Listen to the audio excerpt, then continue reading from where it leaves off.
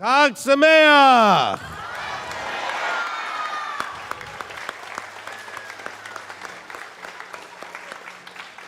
All right. Looks like I'm in the dark a little bit on this. I don't know how the lighting can work, but okay, because we have the presentation up here. We'll get a little bit more light, hopefully, over here. All right. So welcome to my favorite part of the event, of the feast. It's YMTOI Presentation Day. Yeah.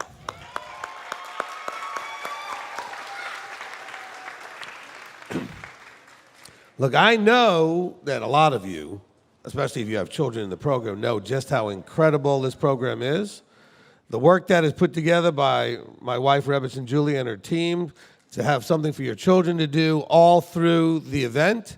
Okay, and this week they learned about the parables of Yeshua. All right. So every feast there's a theme for the six or seven classes that they get to have during the week, and they do some incredible things. They make crafts and notebook pages, and they have snacks, and they play games, all to help them to really engage with the Word. And it's just, you're going to get to hear all about that today. So I'm very excited about that. Children, are you excited? Yeah, the children are excited, okay? Okay, so the reason we do this is we want you, all of you, especially the parents, to see what your children have been doing all week. So this is what we have an opportunity to present to you, the things that they did. So that being said, I'm going to bring Rebbetzin Julie up, and she's going to then lead you through the whole program, and then I'll come back up at the end with some additional comments and thank yous. Here's Rebbetzin Julie!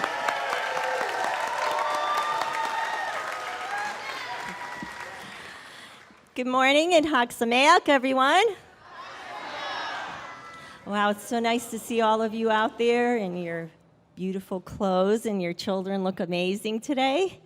All right, so I'm very excited for our presentation, as I always am. This is my favorite day, and it's also a very bittersweet day because that means the feast is over. So it's both. So as Rabbi mentioned, this feast theme was the parables of Yeshua. So each class at their level dug into the Word and learned about different themes from the parables of Yeshua. Themes like agriculture, which included the parable of the sower, the parable of the unfruitful fig tree, and then we also had themes like a good friend, and we had also lost and found, like the lost sheep, lost coin, and we also had masters and servants, the unmerciful servant, and then the Pharisee and the tax collector, which you'll be learning about, and we'll be showing the parents and all the mishpachah what our children have been learning all week at their level. So YMTOI's mandate is from Proverbs 22:6, which states that we should train up our children the way that they should go so that when they are old, they would not depart from it. And so I'm just very blessed. I thank my husband for allowing me to be such a tremendous part of this and to engage the children at their levels and to hopefully, have the parents feel this sense of security and knowing that we're behind them to help them have their children grow in the Word and become closer to their Elohim like the parents are. So right now I'm going to go ahead and start the program. And before that, I want to thank some people. I think that's really important because I couldn't do this all by myself. Obviously, Yahweh is helping us, but he also puts human instruments. When we learned about the tabernacle, we learned about some people that helped. And they're not all mentioned, and I can't mention all of them, but I do want to mention quite a few. First of all, I want to thank my class coordinator, Miss Betty Olson. Can you stand up? She took care of everything that I couldn't this week, and I really appreciate her from the bottom of my heart. I want to thank the two women who created the feast songs for the Katana and Katan Bet children, Ms. Shira Wendling, who created the Katana song, and then my daughter, Brianna Berkson, who's over there standing up already. She wrote the Katan Bet song. And you'll be looking at some slideshows shortly. And the photographers, I want to thank them. Carrie, if you can stand up, she's right here in the front. And, well, myself. There was another woman who helped us this feast, and I apologize, I don't remember your name, but if you're here, I really appreciate the pictures, and you'll see some of them in the slideshow. I want to thank the snack team. I had a wonderful snack team who did a fabulous job, and you'll be learning about that soon. Miss Delia Crumbaker, right up here. And her two helpers were Martha Bishop and Kelly Beasley. They're right there. I want to thank all my class Moras and Mores. For Godoll, I want to thank Mr. Wayne Brown, Mr. Grayson Gardner, and Alexa Neal for helping. I want to thank my Katan Betts teachers, Miss Jessica Tucker, Miss Lena Stevenson, and Danielle Baker. My Katan A team, Miss Sarah Beth Ott, Brianna Bergson, and Ryan Phillips. And then our just so adorable Torah tots, and their team was Miss Catherine Brown and Michelle Robertson.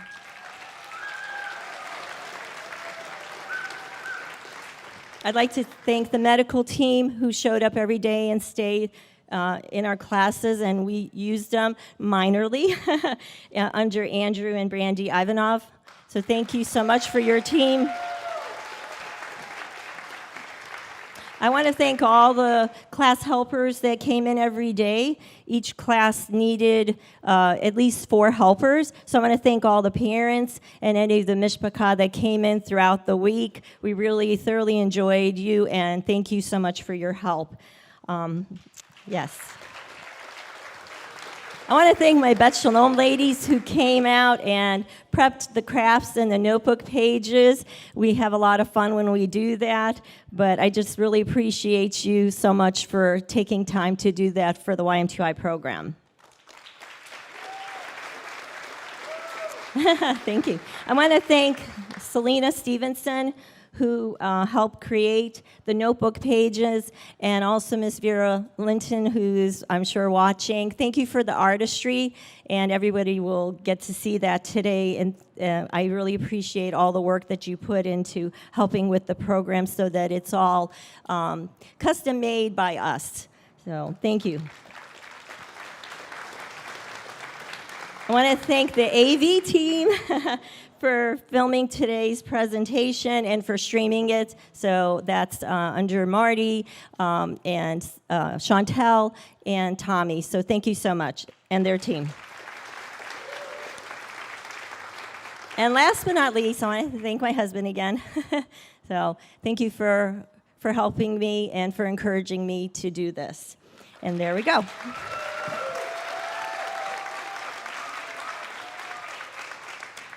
Okay, so we're going to start off by showing you the snacks that the Katan classes were able to enjoy this feast. So I'm going to bring up Ms. Delia Crumbaker, and she will explain the snacks along with visuals.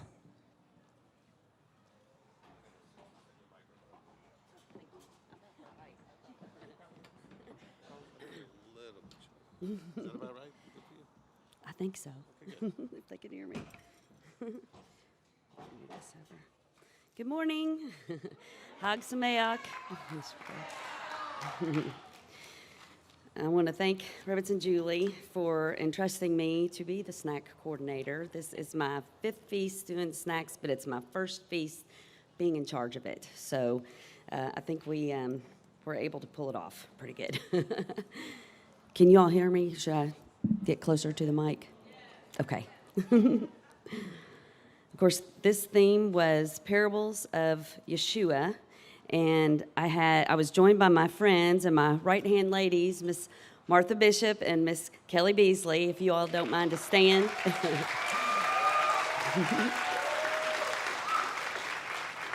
We had a really good time with these. I'm amazed at how much these snacks truly tied the lesson to something you get to see and smell and taste. Do I just say next slide? Okay. Our first class was Thursday afternoon, and it was about the good friend. And with this one, we're talking about the good Shomeronite in Luke 10:30 through 37. And in 33 and 34, it says, "But a certain Shomeroni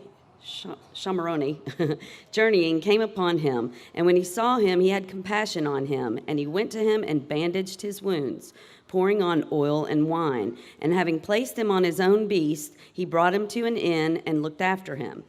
For this one, we made Band-Aid crackers, and we made them out of matzah crackers, which unfortunately came to us very cracked and broken. So we ended up performing surgery on our Band-Aid crackers to get them back together. And we kind of hid the cracks with a piece of Havarti cheese, a little slice of that. And then the center was a square of red pepper. Let's see. On, I guess, next slide. Perfect. On class 2, Friday morning, it was all about the sower and the seed and the 4 soils that the word falls on in Matthew 13, 1 through 20. We used Oreo cookies for this so that each child got 2 cookies, and we opened them up in order to put the 4 soils on them, and we realized that double stuffed Oreos are not our friend, but mega stuff was the best. Let's see. In verses 3 through 8, he spoke to them much in parables, saying, "See, the sower went out to sow, and as he sowed, some indeed fell by the wayside, and the birds came and devoured them." This one was peanut butter on the open side of the Oreo that we put some sunflower seeds to show that they had fallen just on the dirt road. And others fell on rocky places where they did not have much soil, and immediately they sprang up because they had no depth of soil. But when the sun was up, they were scorched, and because they had no root, they withered. This one was peanut butter on the other open side of the Oreo, where Rebbetzin found some really cool candy rocks. And the kids weren't real sure they could eat them until Daxton assured them it was made out of chocolate. Let's see. And others fell among the thorns, and the thorns came up and choked them. For this one, on one of the cream sides of the Oreo, we used some mini chocolate chips to represent the thorns. And others fell on good soil and yielded a crop, some 100-fold, some 60, some 30. For this one, we used candy flowers on the other cream side of the Oreo with some green sprinkles to show that the good soil produced the flowers. I thought this one was our best. It really hammered home the visual of this particular parable so they can see it and taste it and really remember it. Next slide, please.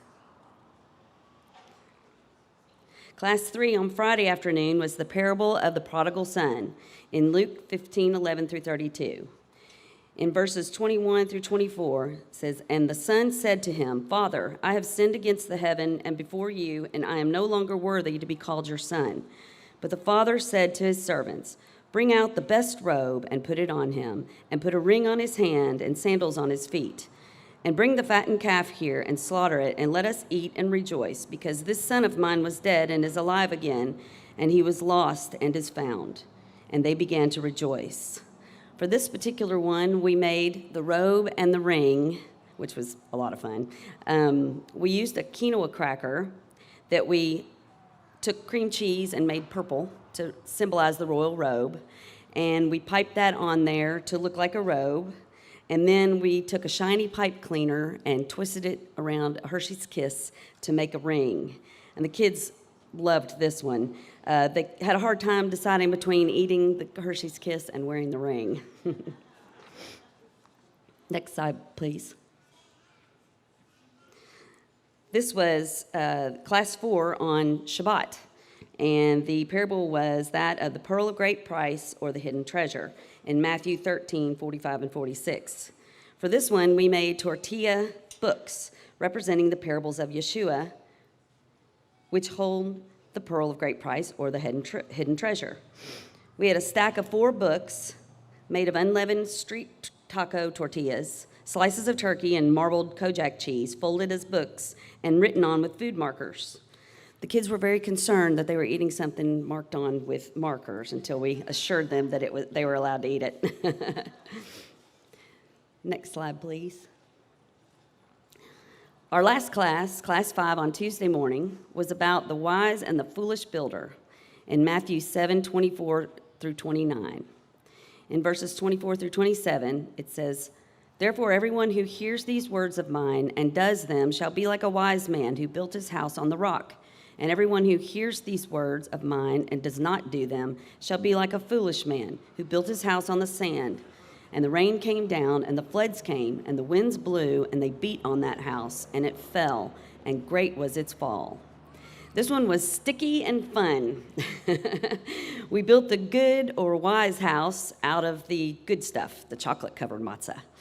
And we mortared it with marshmallow fluff standing on the rock foundation with blue gel raindrops, if you can see those, that did not bother this house at all. We built the foolish house out of fragile, regular matzah that breaks in all sorts of crazy shapes and patterns and should have had a condemned sign on it with the blue gel raindrops hit it on the sand foundation. As a side note, we know now that marshmallow fluff is actually edible super glue, and to be very careful not to get stuck to ourselves or to each other when we were using it. The kids got to eat the houses and the rest of our broken Band-Aid crackers with some marbled Kojak cheese for the snack, and had a great representation of the two very different houses in Yeshua's parable. The snacks are so important to tie the lesson to a picture, smell, and taste. They can remember more more importantly, to keep your kiddos from getting hangry while they're in class with everyone. I don't know if there are more slides. Next slide. There you go. Okay. Again, thank you to Reverend and Julie for allowing me to do the snacks, and for all of the helpers that jumped in to make sure that the more difficult ones got finished on time, to make sure we could get these delivered to the classes for this Feast of Unleavened Bread 2023.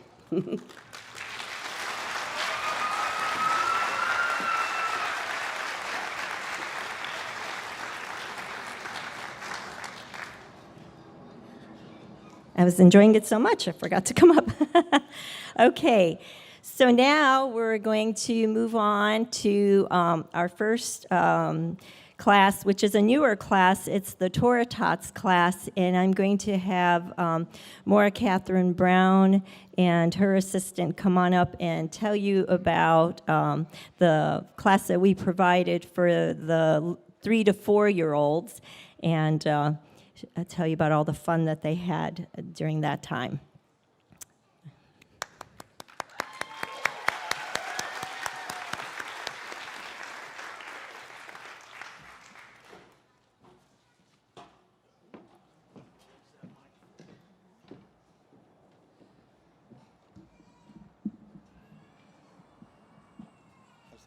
That's good. Thank you. Good morning. Chag Sameach. My name is Catherine Brown. I taught the Torah Tots class with Michelle Robertson. If you could stand up, Michelle. And I have Kay here. She's just going to show my crafts for me, my craft model. The Torah Tots are the 3 and 4-year-olds.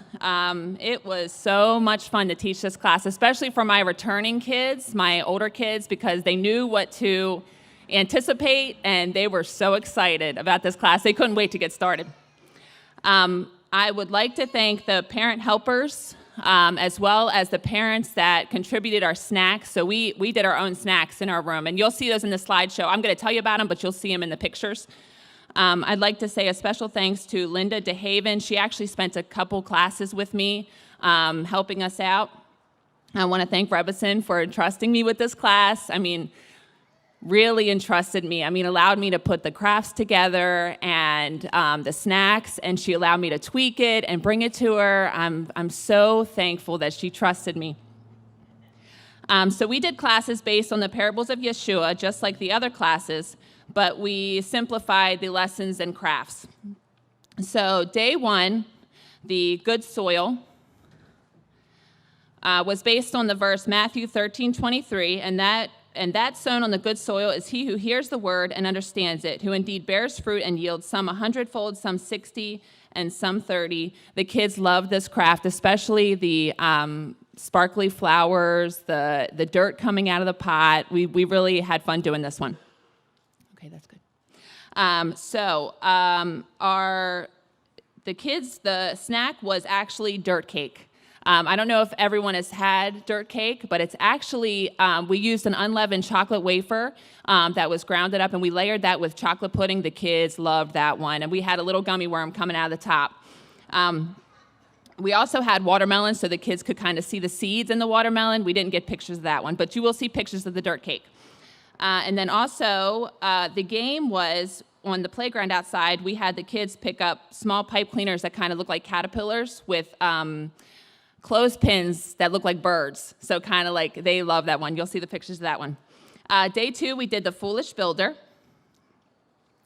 And that was from verse Matthew 7:26. And everyone who hears these words of mine and does not do them shall be like a foolish man who built his house on the sand. And the rain came down, and the floods came, and the winds blew, and they beat on the house, and it fell, and great was its fall. So this craft actually, I probably could have simplified this a little bit more. I learned that we only had a few kids do this one, not all of them. They kind of got bored after coloring. So we were doing a lot of the work for this one, thanks to Michelle. She did a lot of the gluing. So for our snack, the kids got to build a house out of matzah and cream cheese. I think the only house that made it was mine because the kids were licking all the cream cheese. I had no glue. They really enjoyed it. And then for our game, it was really fun. We had one child stand on a pillow and then one child stand on the ground. So we had like the firm foundation and then the shaky ground. And I had the kids do exercises to test their balance. And you could clearly see the kids clearly got the idea of how different it is to stand on that shaky ground and try to keep their balance. You'll see the pictures. It's hilarious.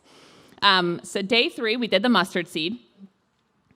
So I did not do a verse. I'm not going to state a verse for this one because this day came from several verses pertaining to the mustard seed. But this one was the one about the mustard seed growing into a tree.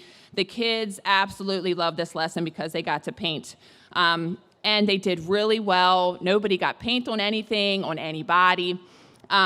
And I love when the little ones give me a surprise look. I tell them they get to use their hands, and they're looking at me like, are you sure? I mean, they must have asked me 5 times before they stuck their hands in the paint. Finally, I got their fingers in there. They loved it. So the snack for this lesson was strawberries so the kids could see the small seeds, and then the broccoli to symbolize the tree. The kids really liked this one. And then the game for this one, so that day it was raining. We had planned on hiding the mustard seeds all over the field, but actually we just ended up throwing them all over the nursery, and the kids had to collect them as fast as they could. And then we could see who collected the most, so it was competitive. The kids loved it. Day 4, we did the Good Samaritan, which comes from Luke 10:33 and 34. But a certain Shamaroni journeying came upon him, and when he saw him, he had compassion on him, and he went to him and bandaged his wounds, pouring on oil and wine, and having placed him on his own beast, he brought him to an inn and looked after him. So this craft was fun. The kids love anything where they can trace their hands, color. The snack for this lesson was bandages, just like actually the snack for the Katana and Katan B classes.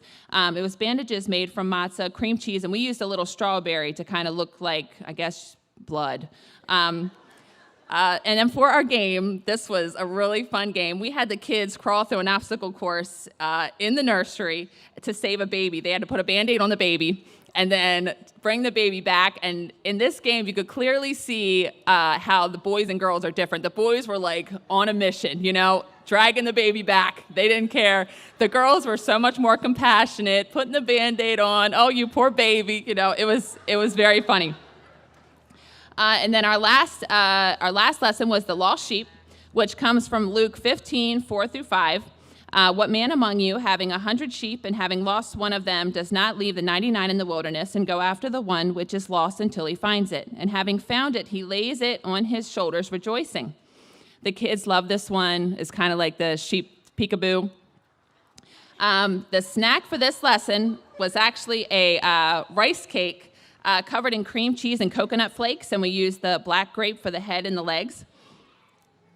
And the game for this lesson is to find the lost sheep. So we will hide several. We're actually doing our game today. We're going to hide several sheep in the field. The kids have to retrieve them as fast as possible. And I will change up the game where I'm going to do one special sheep, and then we'll kind of see. It's going to be a competition, and we're going to see how important that one sheep is compared to the rest. They're not going to care about the rest. They're going to search for that one. So that is all I have. And now it's time to see the Torah Tots slideshow, the great pictures Carrie took. Thank you.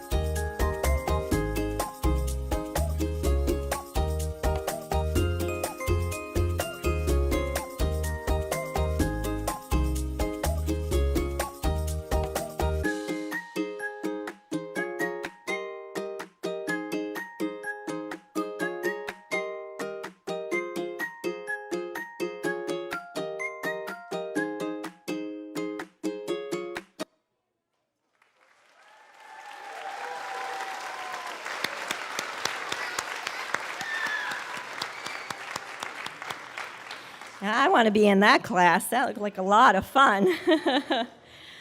Okay, so now we're going to go ahead and have the Katan A presentation. So in Katan A, they got to learn the parables of Yeshua through stories, through song, through games, and of course through the snack.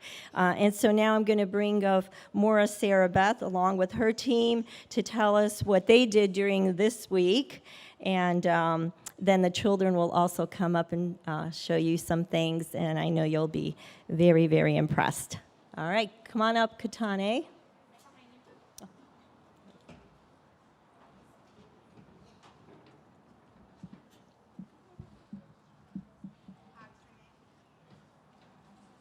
Chag Sameach, Mishpucha.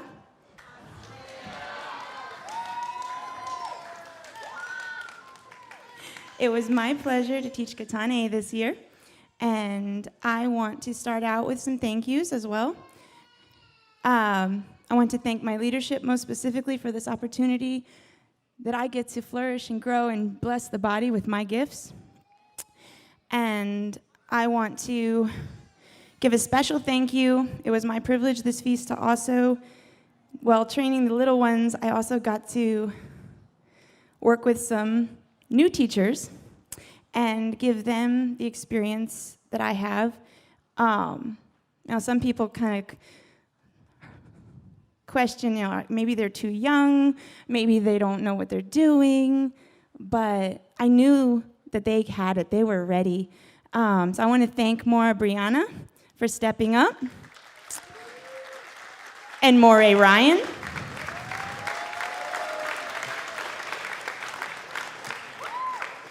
I told them that their job was to be like my external hard drive. Like I was going to dump my brain, and they got to just keep me where I was supposed to be. And they more than stepped up to the plate. Everything I gave them to do, they did even more.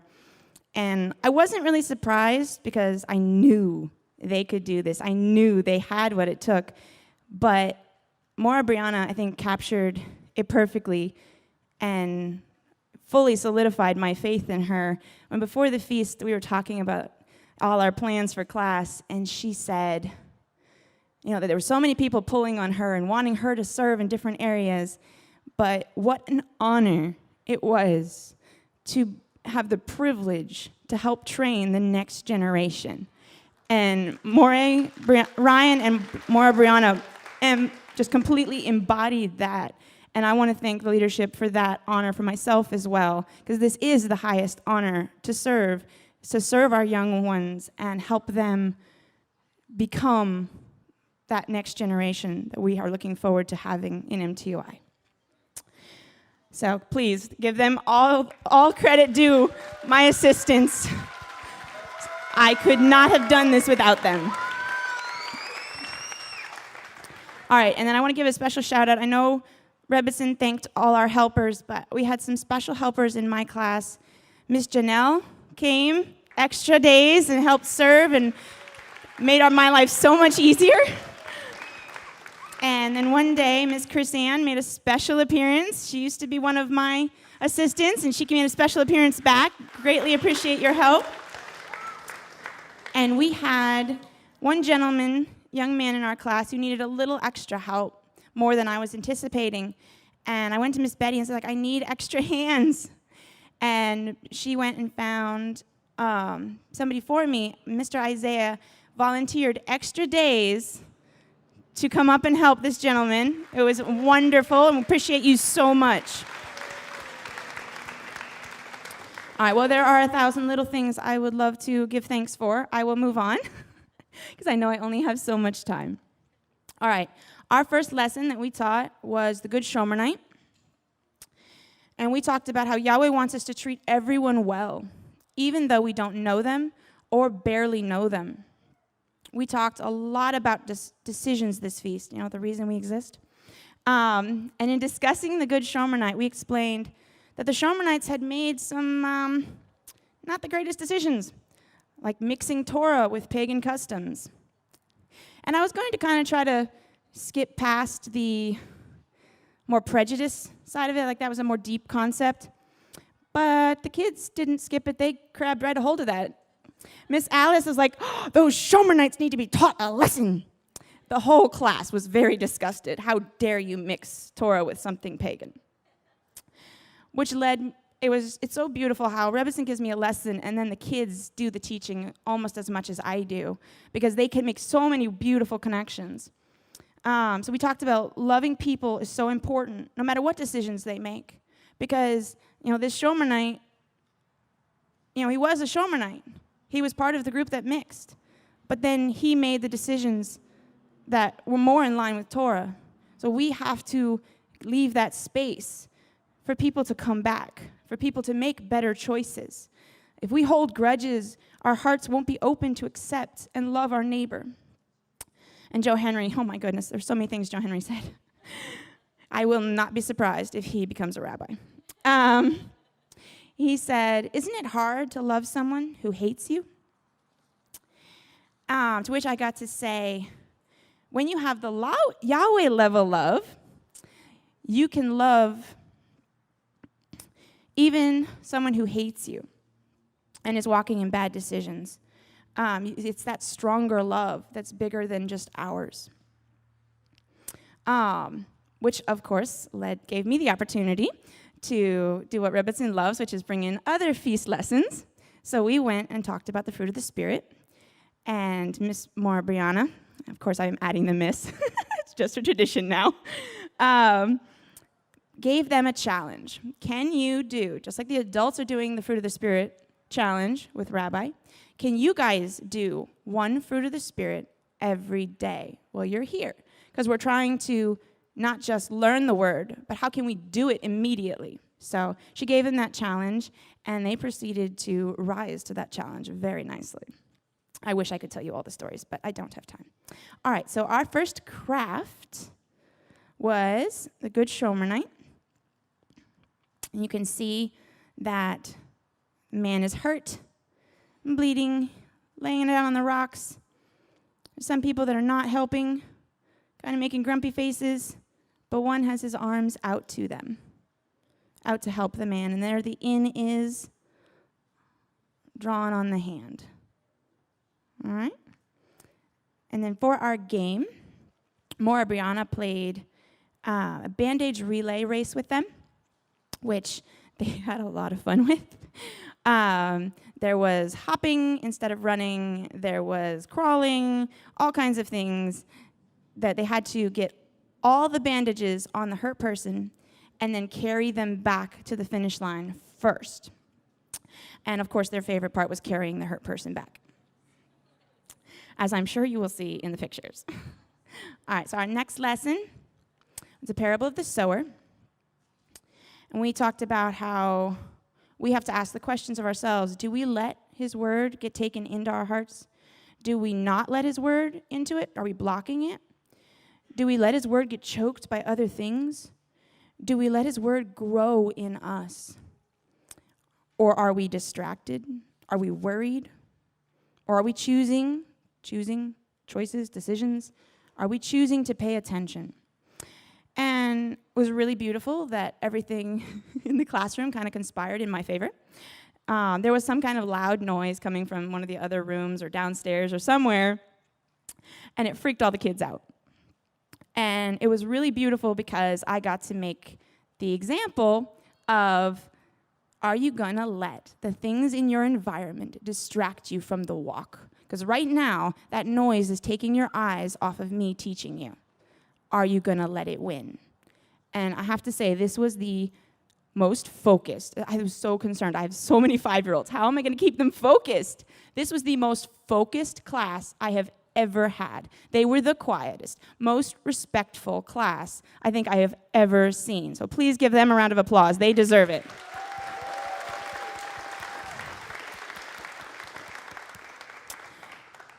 And speaking of that loud noise, I thought it was a really beautiful moment when that loud noise happened, and they you could see all the fear in their eyes rise, like, oh my, what's that? And I told them, I'm not worried. Don't you be worried. We have Shamashim, and we have the safety team. They're already on it. Don't worry. And just to see the trust replace the fear and worry, and they just went right back to listening to the lesson, and the noise happened again several times, never reacted, never lost focus. Wow, can I be like that in my life, that no matter what loud, distracting thing happens, I don't lose my laser focus? That would be beautiful if we could all live that way. So great example, Katana. All right, and then speaking of taking the word into our hearts, Joe Henry gave us an example when we were trying to discuss the vocabulary of what deceit meant. I tell you, that boy was reading your lesson, Rebbitzin. He was snuck into your office and was reading your lesson because he proceeded to explain deceit by telling me the entire story of Adam and Eve in detail, from memory, not like a show or something, but in entire detail, like everything. I was like, okay, great example of what it means to put his word in and keep it there and guard it and have it with you always. So it was a beautiful example of what it means to be the good ground.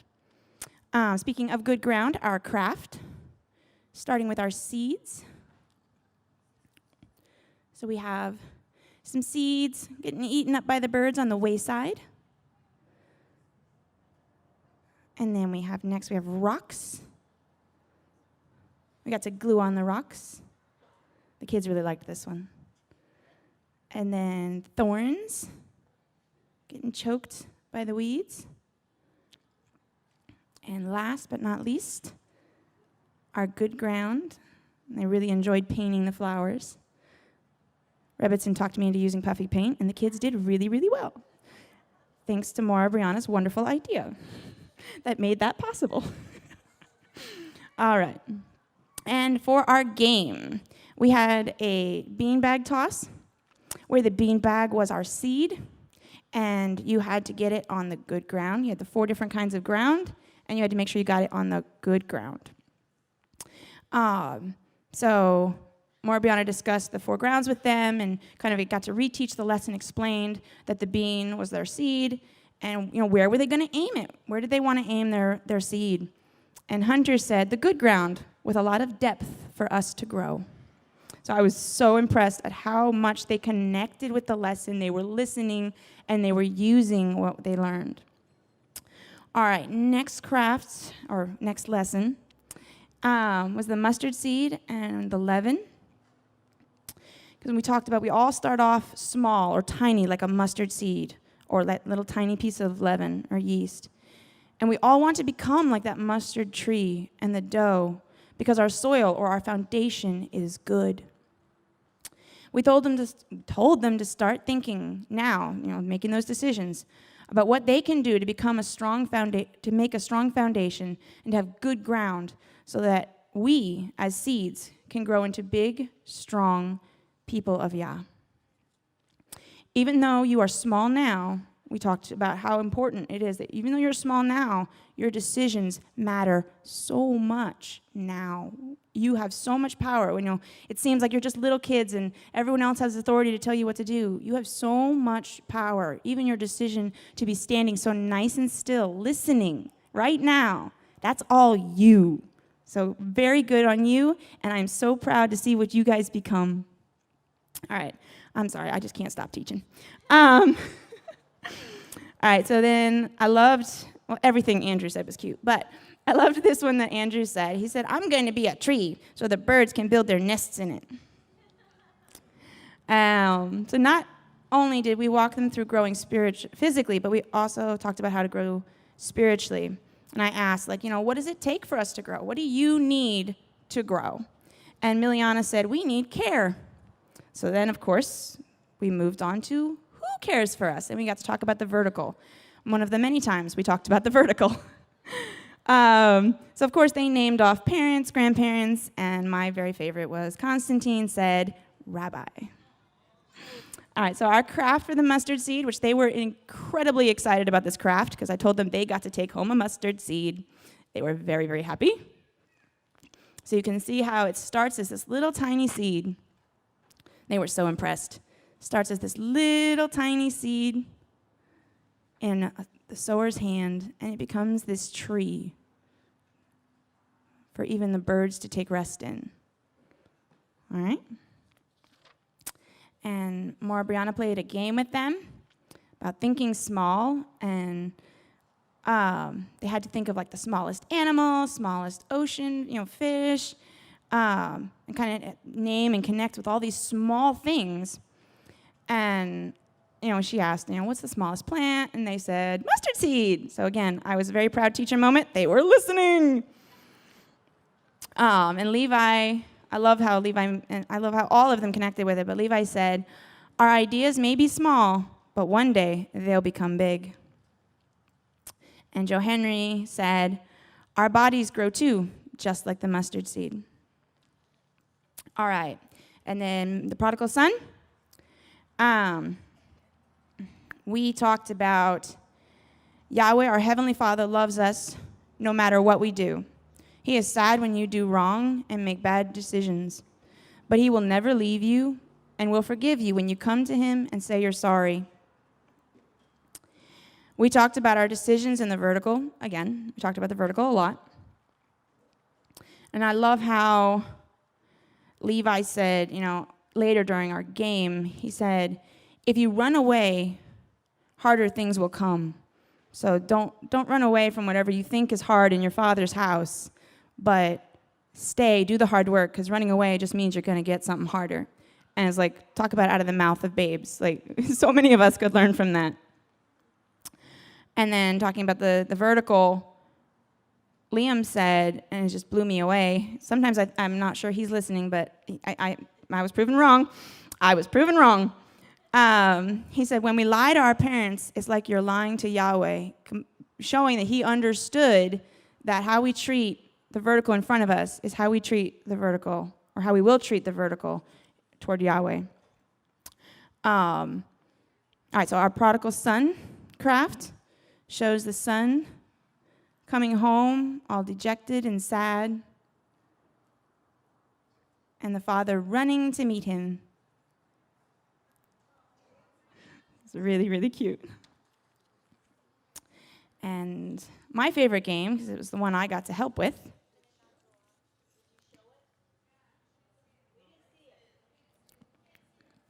well, we've got to show this craft. We can't miss that. I was going to say, there was not enough awes for that one. You couldn't have seen it. All right. And for our game, we did an obstacle course, which was probably one of my favorite, mostly because I got to be one of the obstacles. So the obstacle course, the goal of it was to get through to the Father, which Morey Ryan played wonderfully. And they had to touch nothing in the world, just get through, get to the Father. Don't let anything distract you. Don't touch the shiny bauble. Don't play with the ball in the ball pit. Just make it through without touching anything. But of course, they're 5 to 8-year-olds. That is extremely hard. So many of them have, especially when you have your teacher stirring the ball pit as you're trying to go through. Maybe a little bit unfair, but fun. Thank you, Maura, Jessica. You're a bad influence. All right, so the kids kept touching things and had to go to the back of the line. This wasn't exactly entirely in the front of my mind. I didn't exactly plan this, but it worked out so beautifully. The kids had to go to the back of the line and try again until they could get through. And some of them had to try again and try again and try again and try again. And it became this most beautiful lesson. And they played it so well that nobody got frustrated. They just try again, just like this walk, just like our lives. Try again, don't quit, keep going. It doesn't matter how many times you fail, keep going. You don't quit. It doesn't a problem until you quit. And they did that beautifully. All right. Then last but not least, we taught the wise and foolish builder. Again, talking about decisions, we need to make wise choices in our walk and build our foundation on Yahweh. Just like the wise builder, we need to listen, learn, and do. Those are all decisions we have to make, choices we have to make. Our foundation is Yahweh, hearing and doing. At one point, we got to read the Shema and the V'ahavta to them, and I told them, if you know it, you can say it with Morey Ryan. And they did. The entire class recited the Shema and the V'ahavta together. It was beautiful. So a wise child is the one who hears Yahweh's word and puts it into practice. A foolish child is the one who knows Yahweh's word and does not do it. I was trying to, make a mental picture for them, but what does it look like to build on sand? Like, why would that be a bad idea? And talking about the beach and stuff. And Caden's like, a sandcastle melts like ice cream. So when water hits it, the sandcastle will melt. So I thought that was really cool. And Lewis, that even though it will be hard, our foundation needs to be strong. I love how it wasn't just all the pretty stuff. No, it was like they connected. This is going to be hard, but let's do it anyway because it's important. All right, and then our craft was our wise and foolish houses. As you can see, one is kind of not straight because it's on the sand, which was sandpaper. And then our good house on the rock is standing nice and tall. And it says on the banner, wise and foolish builders. All right. Now, I think that's all of my part. It's time for the kids to show what they learned. And it's my pleasure to hand this mic over to Maura Brianna as she's going to explain what we're doing next. So the first day we talked about the Good Shomer night, and not only did we get to teach the lesson, but we also had them act out the lesson. So now you will get to see what they've been working on.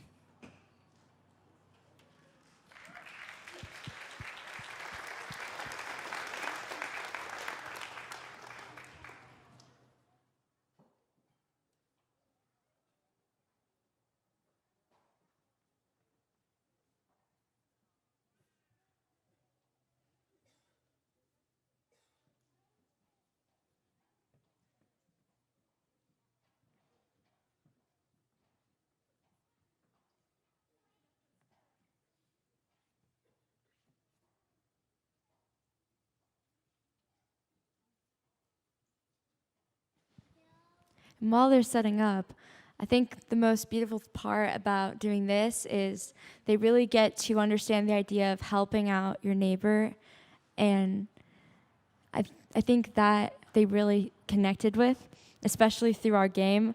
You should have heard the laughter and the smiles beaming from them. Miss Betty knows. She walked in there, and it was just unreal seeing how excited they were to help out each other. And you'll see definitely in the pictures what we're talking about. All right. Shalom, children. Shalom, teacher.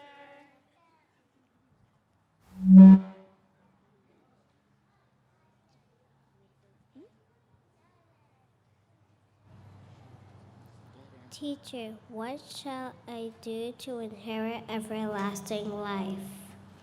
You shall love Yahweh your Elohim with all your heart, being, strength, and mind. You shall also love your neighbor as yourself. Do this, and you shall live. With my neighbor. Well, let me tell you a story about a man who showed compassion when others wouldn't. One day, a man was going to Jericho, when all of a sudden, he was attacked by robbers.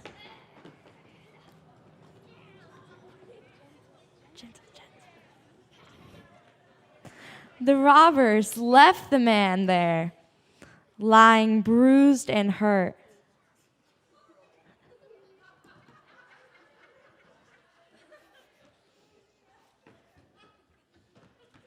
Later on, a priest began going down that way. He saw the man, but he didn't stop to help him. He thought it was too much effort. Later on, a Levite, also journeying down the same path, came upon the man. When he looked at him, he walked quickly the other direction. And then a Shomeronite was traveling to Jericho, and he noticed the wounded man. He immediately felt sorry for him, and he knew he was going to help him.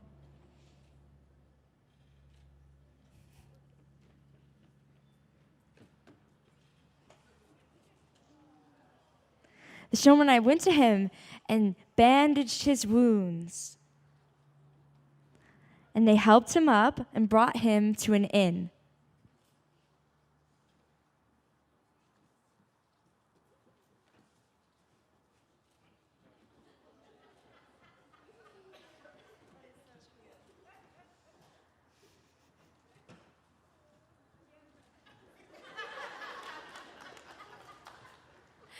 The Shomeronite looked after him, and he made sure that he was going to be all better. The next day, he paid the innkeeper. He told them to give the injured man the best care, no matter how much it would cost him.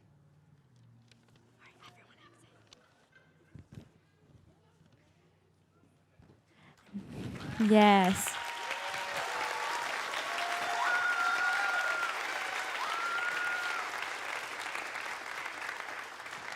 Now, children, who do you think in this story was the neighbor to the man who got robbed? The one who showed compassion to him. Yes, very good. The parable of the Good Shomerite shows us how we should show compassion to others, even if nobody else does. All right, children, no more stories for today. See you next time.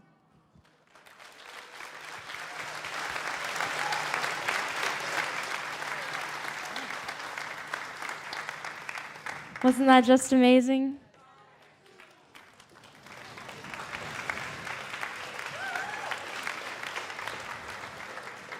Right. Next, we're going to get to see them sing the word.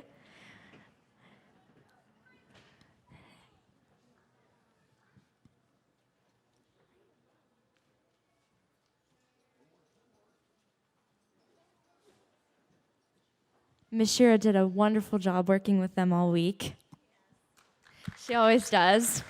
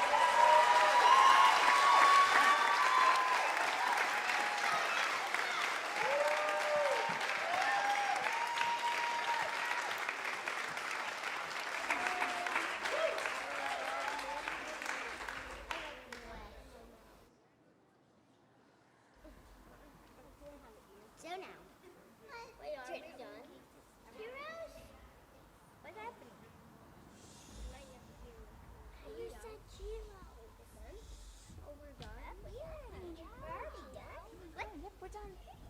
It's done. Time to go sit down.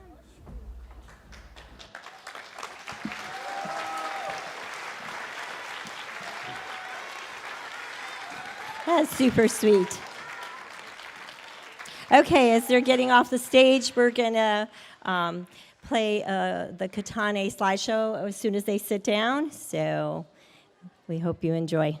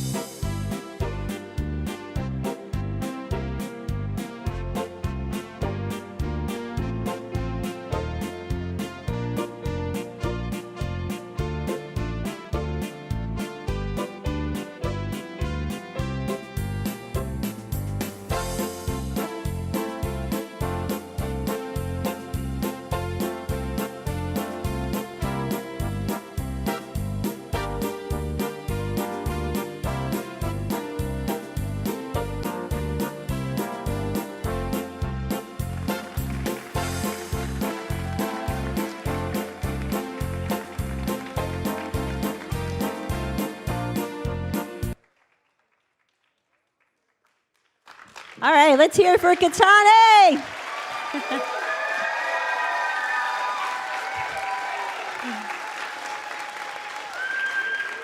I see some proud teachers out there. And I love the way the kids were just staring at the screen and smiling. Okay, so now we're going to move on to our Katan Bet team. They're ready. Okay, awesome. And so our Moras are going to come up and explain to you what the Katan Bet children learned all week and the differences. And because of their age group, we had lessons that were a little more in depth. We did more workbooks and filling in the blanks, highlighting. We used a lot of color to keep them on their toes. And they also did some cool things, which Mora Jessica's going to explain that we've not done before, but I really enjoyed it myself. So without further ado, here is our Katan Bet team.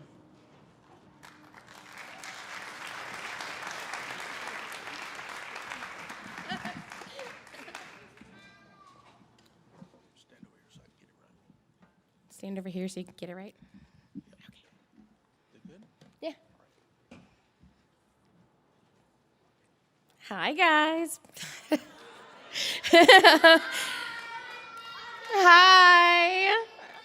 Yeah, my class is pretty awesome. They're over here saying hi to me from like way over there. Okay, so I'm going to start off by saying I'm like extremely nervous, as yellow as I am. I have like terrible stage fright. So I wiped all my sweaty palms off on a good friend right before this, great icebreaker. All right, so this class we did something very, very different. Since it was my first time, I really wanted to like let some of the yellow out. And this is a super incredible opportunity for me. I love all of the kids, and it was just amazing to be here. I did want to say some special thank yous, obviously, to Maura Selena and Maura Danielle, who are like, outside of just being amazing friends, like the team was just great. Everything was just effortless, and we just had fun. Like we were just kind of all moving in sync without having to say very much to each other, so I super appreciated that. So a hand for them. And then also I wanted to recognize a lot of our parent helpers because they really connected with the class in a very special way. And I love that the kids were just looking forward to seeing them. So I wanted to recognize Grover for sure, which you'll see on the slideshow. He is a fantastic actor, I just want to say.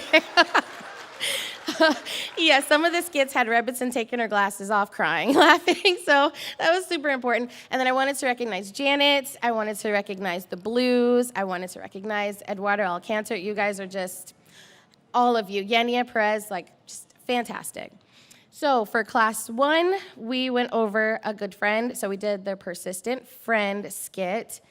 And that was incredibly hilarious, just to see them pretending to be a persistent friend, knocking on someone's door and asking for bread and laying on the floor sleeping. And for their craft, we did the ask, seek, knock, which went into persistence. It's super cute. So they had a little hand for the knocking. The first one, I think, was asking in the first window. And then the second one was seeking. And the last one was knocking. Super cute. Okay, and then on the inside, you can actually see the people, and then it had one of the verses on there. And thankfully, the other classes covered all the verses, and my class has a lot to demonstrate, so we're just going to move on. And then class 2 was agriculture, so we did the good soil theme, which was super cute because we talked about the parable of the sower. I loved the way that the parent helpers demonstrated that for the class with, Eduardo like withering, Grover like choking. Like, it was so cute. The kids were just hollering. It was so amazing. But then we also talked about what that meant for us, and that meant like sowing the Torah in our hearts, and we wanted to be the good soil, no matter what, not letting anything distract us from Torah. So for the craft, we did a Sower of the Seed color wheel, which was cute. We had a girl one and a boy one.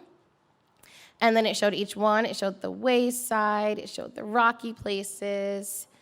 And then it showed the thorny places. And it showed the good soil. So the kids got to have a visual representation from the parent helpers. They got to see it in their crafts. It was just fantastic. I feel like we learned a lot that day. Okay, and then for the next one, it was the lost sheep. So we did lost sheep, and then we did lost coin. And what was hilarious was Lee Blue. So Lena and I had this great idea to put a sheep on top of one of the cabinets in the classroom, and he pretended like he was the shepherd looking for that lost sheep.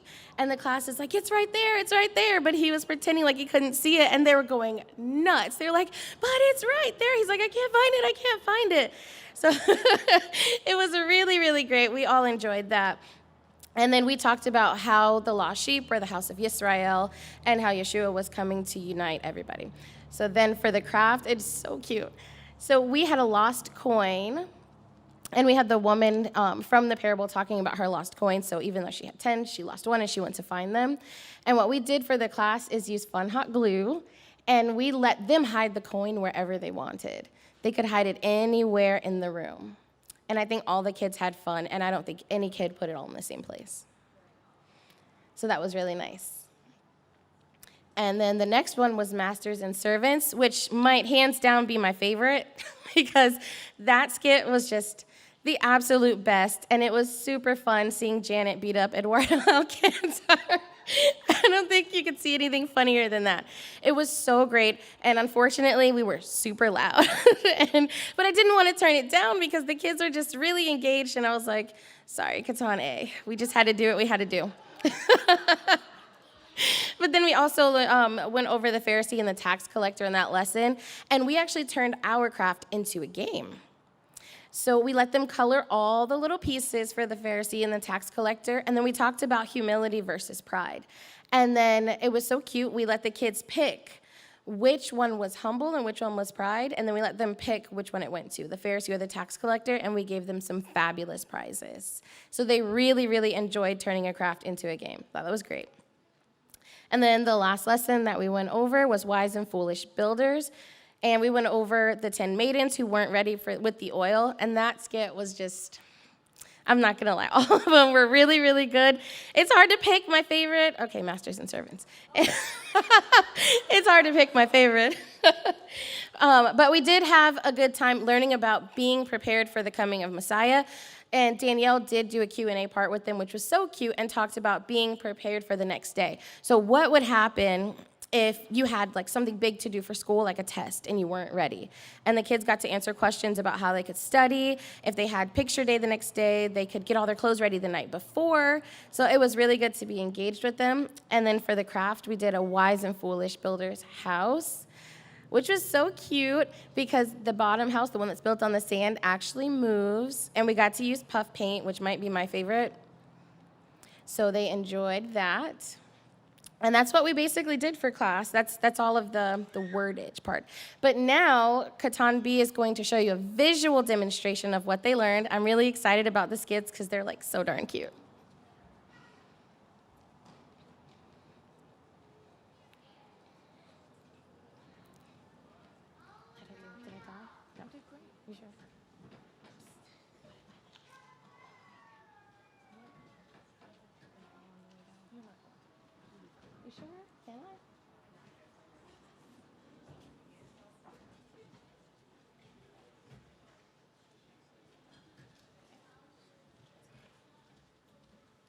Okay.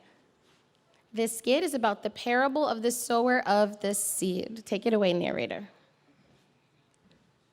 A sower planted seeds.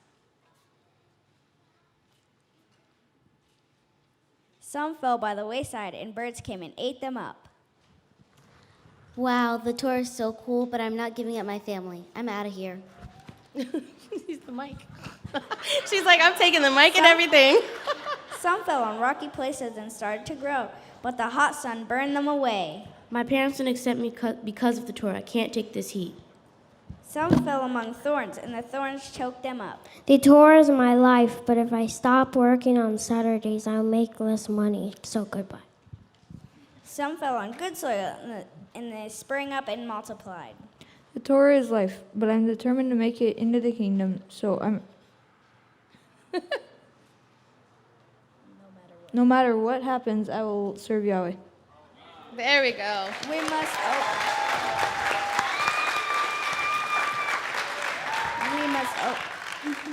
There you go. We must always be the good soil, never letting anything distract us from the Torah.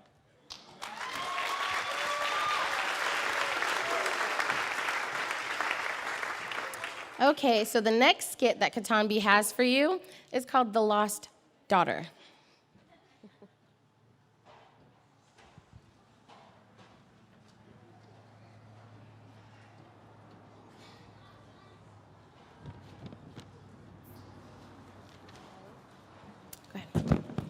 This is a modern-day reenactment of the lost daughter. Father, I'm tired of living by the Torah. It's so boring here. My daughter, Torah is life. There's no other way to live. So you're just gonna leave me here with all of these chores? Don't even talk to me. I'm sorry, guys. I'm out.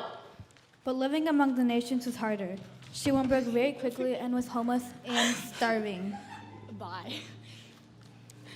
This stinks. I'm dirty, I'm hungry, and my life is awful. I need to go back home.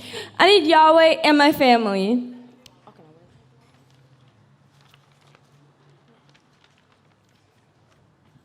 The lost daughter came home and begged her father for forgiveness.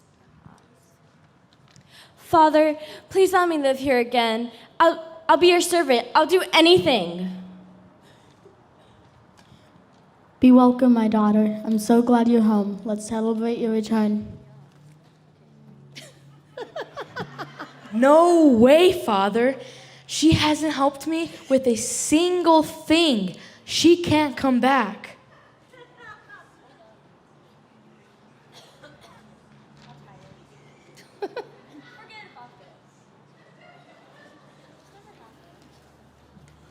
Be nice to her. At least she returned to us alive and well.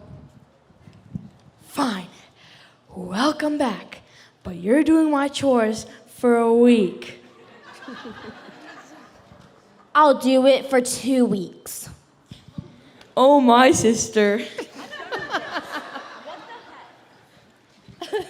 The lost daughter was Israel, and Yeshua came to gather us, his people, back into covenant with Yahweh. If we keep the Torah with all our hearts, we will be in the great celebration with our Father Yahweh and our Master Yeshua.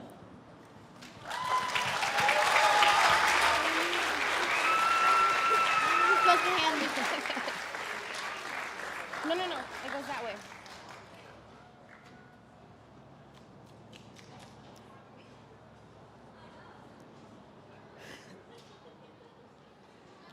And our final skit is Masters and Servants.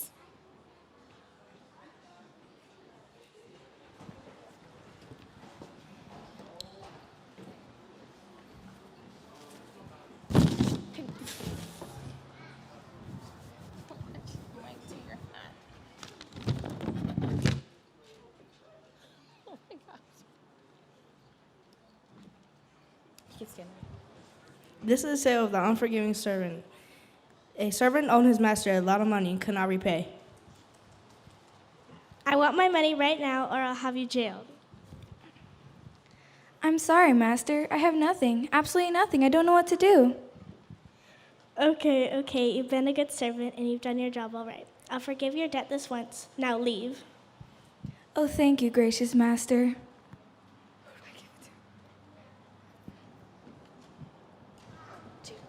The servant was grateful for forgiveness, it seems. That is until she saw Benjamin, a servant in a lower position who owed him money. Scoot over some. This mic. Hello, my friend. I do not have your money today. It is only a day's wage, but my child fell ill and we needed medicine. I can give it to you in 2 days' time if you allow that.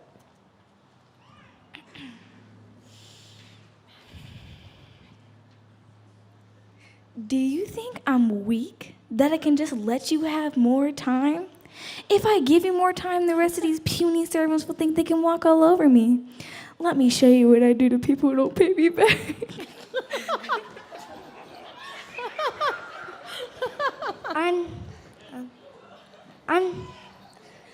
What's my name? I'm telling on you, you big boy. The witness told the master what happened, and the master was angry and he called the servants to him immediately. You wicked, ungrateful servant, I forgave your large debt after you cried like a little baby.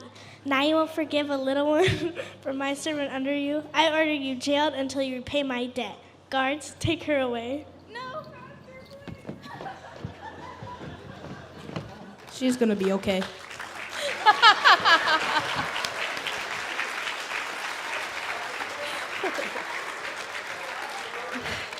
We must always be kind and forgiving to each other, as our Father Yahweh forgives us and deals with us kindly.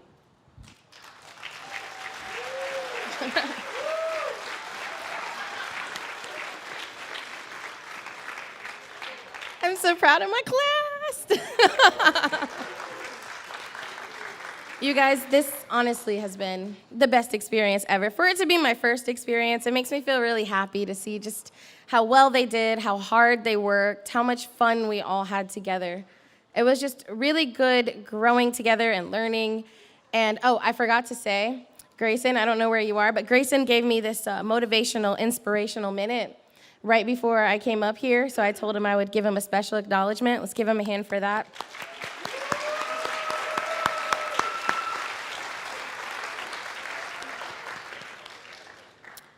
Okay, so it looks like Katan B is getting ready to do their song, and I'm out of here.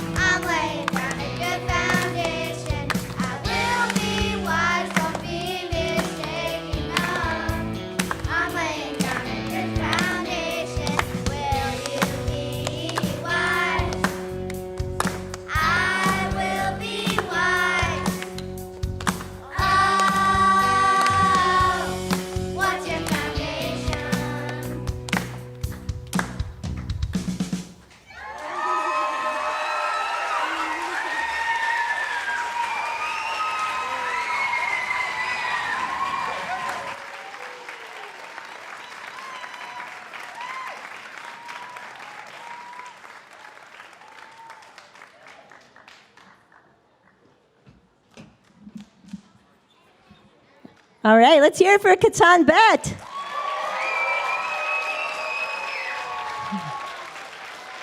The question is, what's your foundation?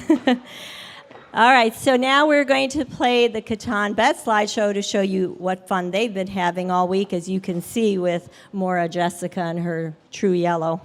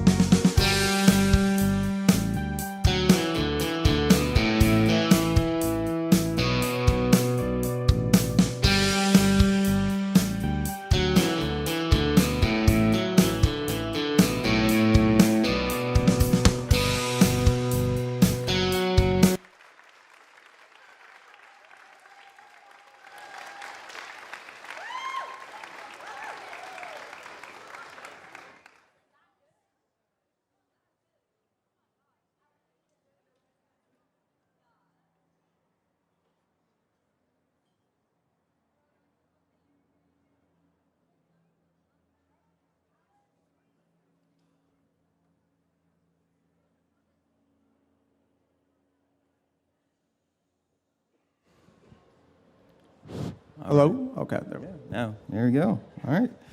Good morning, everybody. How's Sameach? Wow, wasn't that great? Yeah. I don't know how we'll ever top that. But if you all don't know, I am Murray Wayne Brown, and this is Murray Grayson Gardner, and we are your Godoll teachers.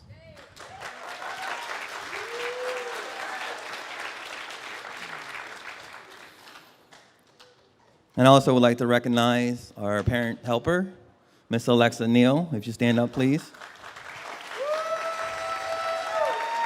We want to thank you for everything that you did in class.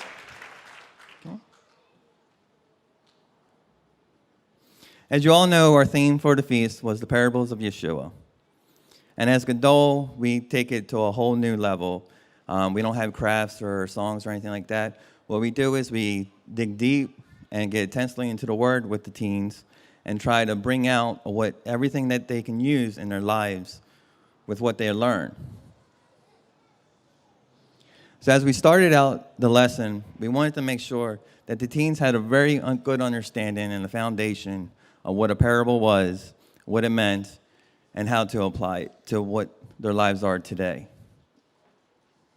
So as we started going along in our lessons, we came to find out that the teens were very anxious. They had questions, concerns. So it developed into a lot of questions and a lot of, conversations that were very deep, intense, and was inquisitive. Oh, said that wrong. Inquisitive, I'm sorry. A little nervous. So it actually gave us a chance to really dig deep, and they were able to express what they really wanted to get out of this. So it also gave us a chance to bring in the big guns here and there, so Rabbi was able to come in and answer some of the questions that really needed to be answered by Rabbi. And the teens really love that, and they really appreciate that. As teachers, we also do too, because, we're still students ourselves.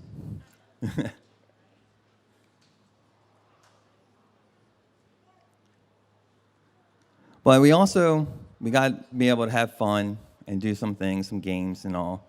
And one of the games that we did was we put it together in an escape room. So, and Miss Selena Stevens put that together for us, and we want to thank her very much, wherever she is. So the teens got to go through the room and experience the parables and come up with clues, and at the end, they came up with a big surprise, and they were able to have an ice cream party. So that was pretty cool. But on the other important side is we kind of went out there and we had the kids, we kind of challenged them to come up with their own parables and understanding of how they interpret what was being taught. So I'd like to introduce Grayson, who's going to come up, give you a little bit more explanation, and then we're going to have some of the children come up and they're going to tell you what they learned. Okay? Yeah, I'd like to start off by saying thank you to Rebbitzin and for Rabbi for giving me the opportunity to teach alongside Morey Brown. It was an incredible experience for me, and even though I'm not too much older than some of the students, since it's only been 6 years since I was 19, I feel like I've learned so much and grown immensely during that time. And then this class and these parables and the lessons that we taught gave me an opportunity to help take some of those things and present it in a way that could connect with Scripture and hopefully that they would be able to receive. And I know for sure that not everybody received, but I know for certain that there was at least a few. And so I'm very much looking forward to the fruit that will come as a result of the seeds that we were able to plant this feast. And so for our challenge, we did want to give them an opportunity where they could put a little bit of everything that they've been learning over this week together. And so we gave them the challenge of coming up with their own parable. And so they not only had to come up with their own parable, but they also had to be able to relate it to scriptures and have that solid foundation, that connection there, and then as well as have a way that they could explain how it connects to their own lives as a modern day teenager. And so, without further ado, we'll get into our presentations. And so our first one will be Micaiah, Ellie, Mateo, and Hosanna.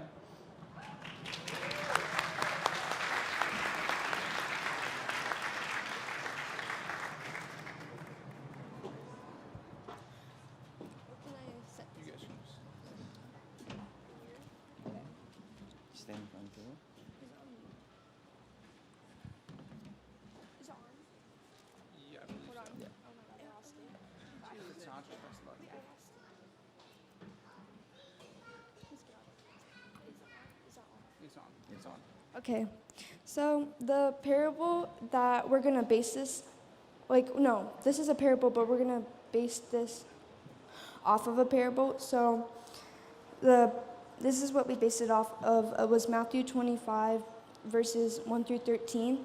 And it is, "Then the reign of the heavens shall be compared to 10 maidens who took their lamps and went out to meet the bridegroom. And 5 of them were wise and 5 foolish. And those who were foolish have taken their lamps and took no oil with them. But the wise took oil in their containers with their lamps. Now while the bridegroom took time, they all slumbered and slept.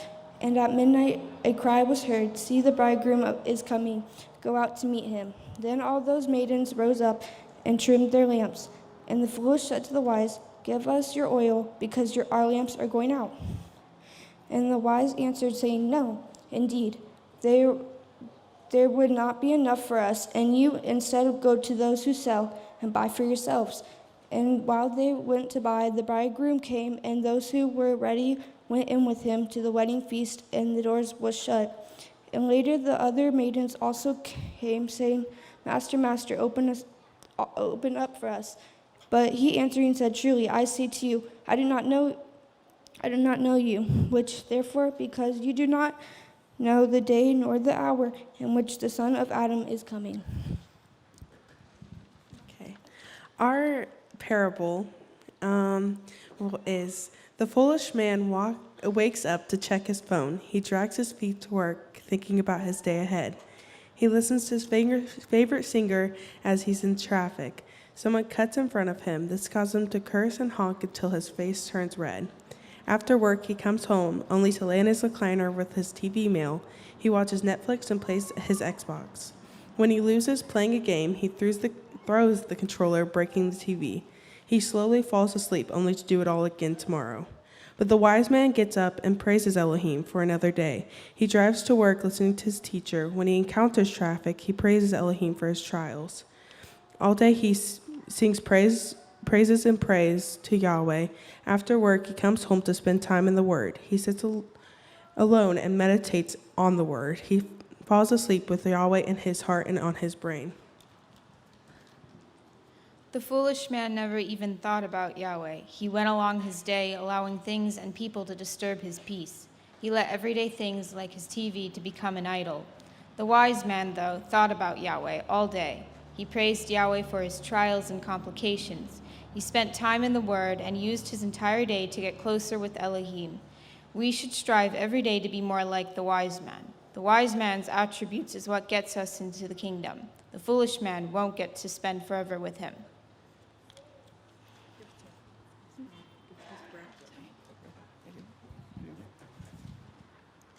Thank you. And next up, we have Jesse, Dennis, and Jackson.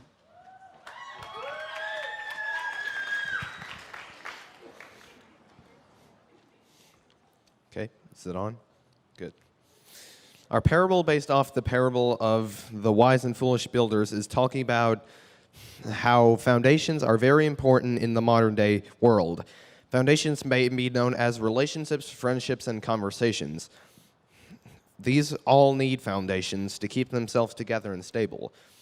Imagine a person who befriends another person. They are very relatable, and they can tell you or judge you when what you're talking about is not interesting.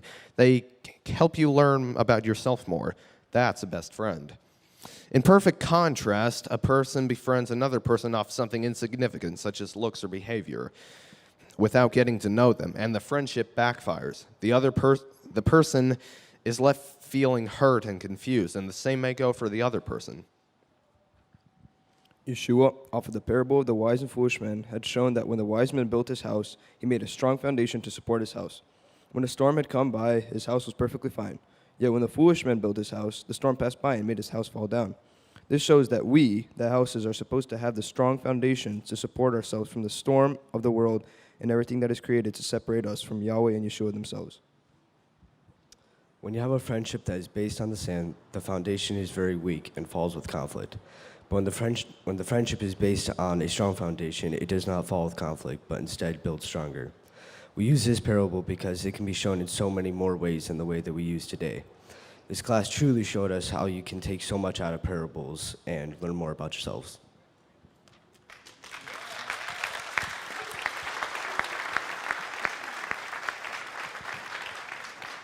Okay, next we have Valentina, Maria, and Gabe.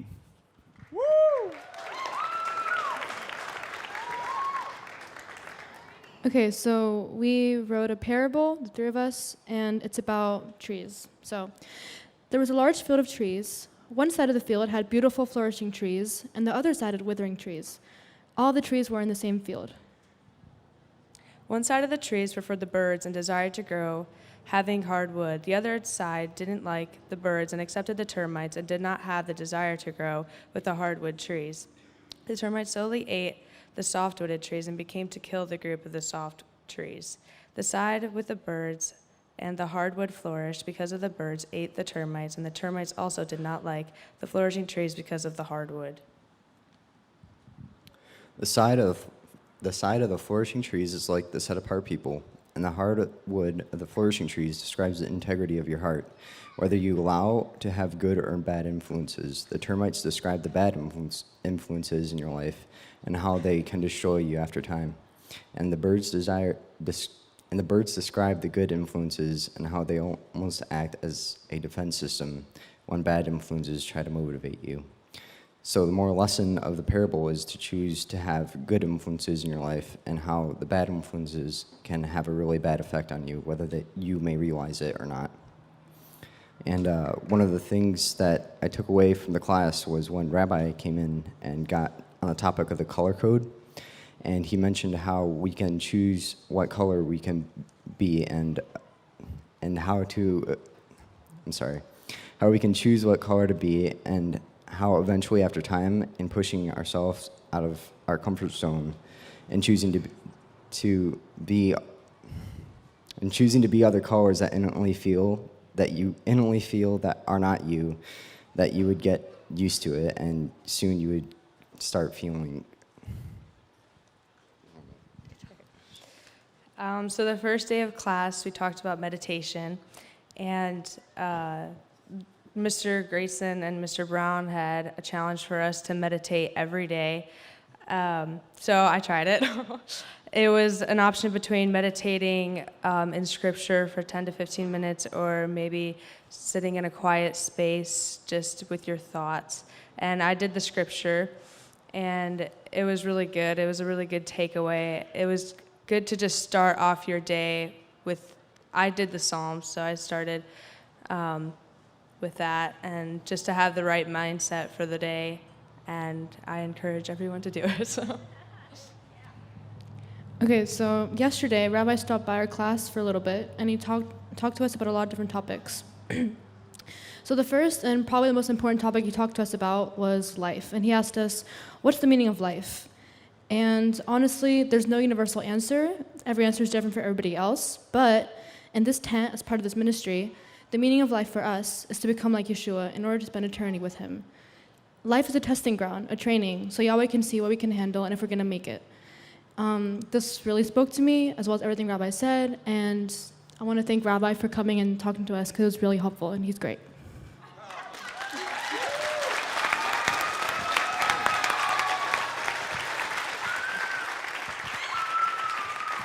Weren't they great, folks? Our teens really are inspiring, and I hope they inspire you. And that would just conclude our presentation, and I hope you received as much as we received. Oh, here's Rabbi Steve.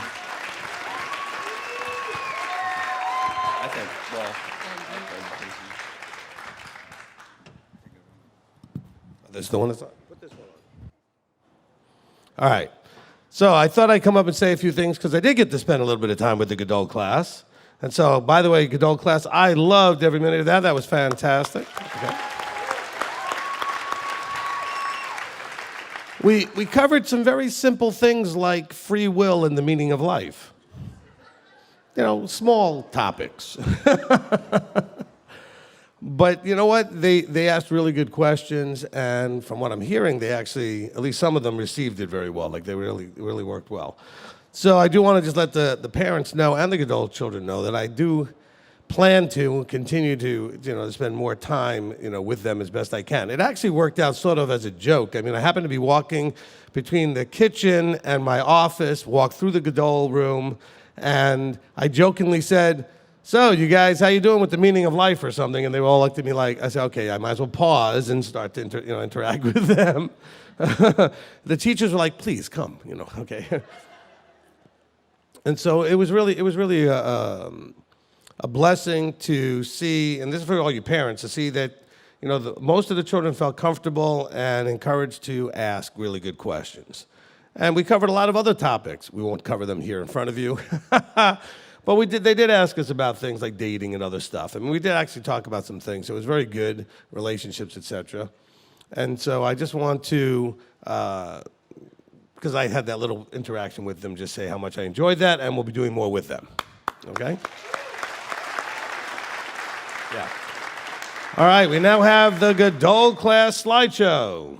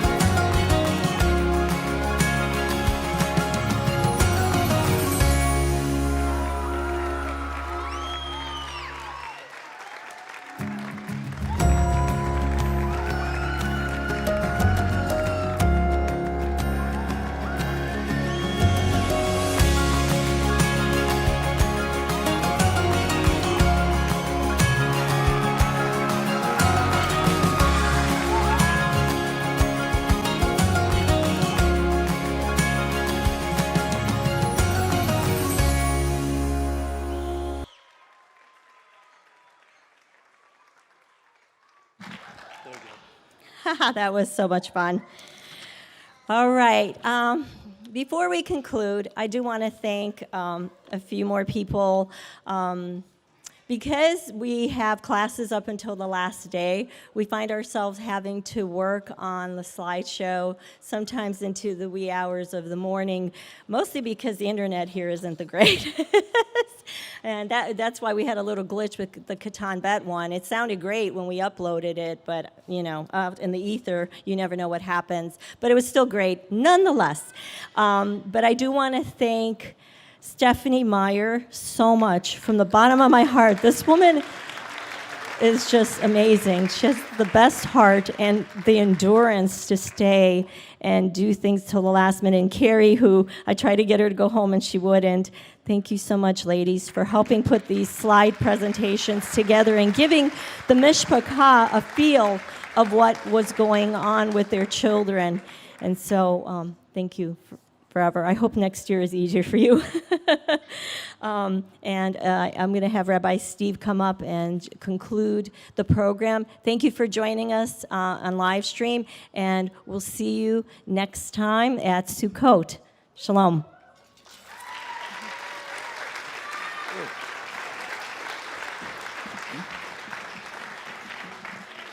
I just came up for the hug.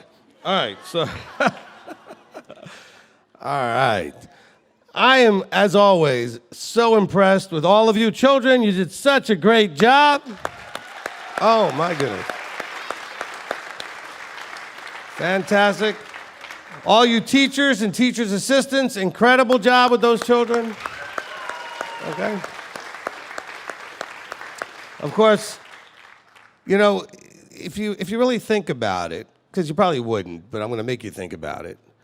What if you decided to put a program together? And you're thinking, well, I'll put a program together about whatever it is, like, I don't know, the parables of Yeshua.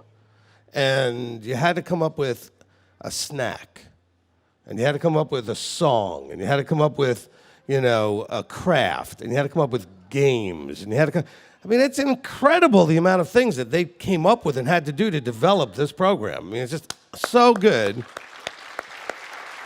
And I know the lion's share of that belongs on my wife, Rebbetzin Julie. Fantastic job. It's her vision for what they do. Okay? Because she'll go. Now, this is the way you can imagine how the father does this, and then it goes to the next person, So she has this vision for what she wants. And then she goes to the snack person and say, I've got an idea of something like this, and they've got to come up with it. Or I've got an idea for something for a craft, and they got to come up with it. So she has a sort of an idea. That idea then has to be handed to someone to make it come into existence, Okay? And then they have to hear her say, that's not really what I wanted, and then make another one. Okay? Because that's the way it does work. But sometimes we watch this going, oh yeah, well, somebody had to come up with all that. And I just want to tell you, honey, you do such a great job. And so everybody should appreciate that. Okay? My only concern is that the adults are not going to expect this out of me. So, where's our snack, Rabbi? When do we get to play the game? All right. So, again, I'm very proud of you. Fantastic job. Parents, you've done a great job in helping the children be ready for this as much as whatever part you played in all that and making sure they got to class and took care of all that. So, again, thank you to everyone. Fantastic job. Blessings to all of you. Appreciate it so much.